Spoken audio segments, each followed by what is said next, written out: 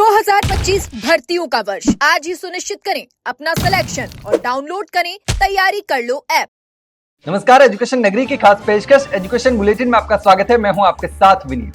तो चलिए रुक करते हैं शिक्षा जगत की तमाम बड़ी खबरों की ओर। राजस्थान में एसआई भर्ती 2021 पेपर लीक पर लगातार राजस्थान हाईकोर्ट में सुनवाई चल रही है। याचिकाकर्ताओं के अलावा लगभग सभी पक्षों की तरफ से सुनवाई पूरी हो चुकी है।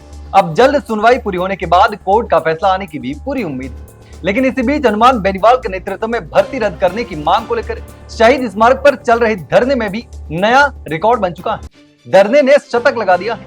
लगातार पिछले 100 दिन से धरना जारी है और इस पर हनुमान बेनीवाल ने कहा कि हम थके नहीं हैं, रुके नहीं हैं और झुके भी नहीं हैं। आगे भी लड़ाई जारी रहेगी। हालांकि हाईकोर्ट में 4 अगस्त को अगली सुनवाई होने वाली है। अब हाईकोर्ट के फैसले पर सबकी नजरें टिकी है कि आखिर कोर्ट क्या फैसला देता है। राजस्थान में 5670 पदों पर हो रही 4th ग्रेड भर्ती को लेकर अभ्यर्थियों की परेशानी लगातार बढ़ती जा रही है। बड़ी संख्या में ऐसे अभ्यर्थी हैं जो तकनीकी खामियों और दस्तावेजों की वजह से आवेदन से वंचित हो गए हैं। शनिवार को बड़ी संख्या में अभ्यर्थी राजस्थान हाईकोर्ट पहुंचे और रजिस्ट्रार को ज्ञापन भी सौंपा। अभ्यर्थियों का कहना है कि 23 से 26 जुलाई तक भर्ती पोर्टल की साइट बिल्कुल भी नहीं चल रही थी, जिससे वे आवेदन नहीं कर सके। इसके अलावा आवेदन प्रक्रिया में हाल ही में बना जाति प्रमाण पत्र अनिवार्य कर दिया गया था, जबकि कई अभ्यर्थियों को ये बनाने में काफी समय लग गया। इन दोनों वजहों से बड़ी संख्या में उम्मीदवार भर्ती प्रक्रिया से वंचित रह गए।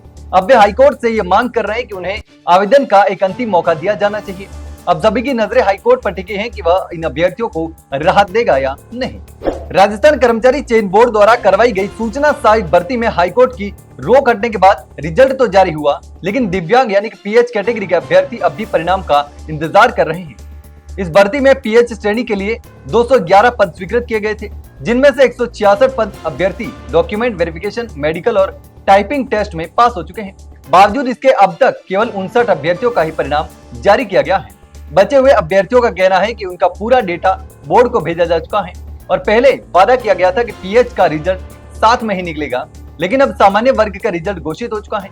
लेकिन पीएच का रिजल्ट अटकने से दिव्यांग अभ्यर्थियों में गहरी नाराजगी है। वे लगातार बोर्ड से गुहार लगा रहे हैं कि आखिर जब सभी चरण पार कर लिए गए हैं तो उनका रिजल्ट क्यों अटका हुआ है।